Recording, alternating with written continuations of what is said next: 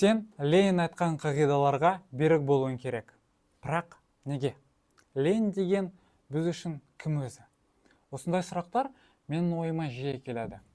Әсіресе үйге бара жатқан жолда Надежда Крупская атындағы нөмірі 10-шы орта мектеп гимназиясының қабырғасында жазылған «Заветам Ленина верни» деген жазуды көрген сайын бойымда алаңдатушылық пен күмән билей бастайды. Тәуелсіз Қазақстанда туып өскен мен үшін Ленин атты мен тұлғасы бейтаныс. Тіпті Қазақстан тарихы сабақтарында Лениннің егеменді қазақ елі үшін қандай маңыздылығы бар екенін талқылаған талдаған да жоқпыз. Сол себепті ол туралы ақпаратты ғаламтордан іздеуге тура келді.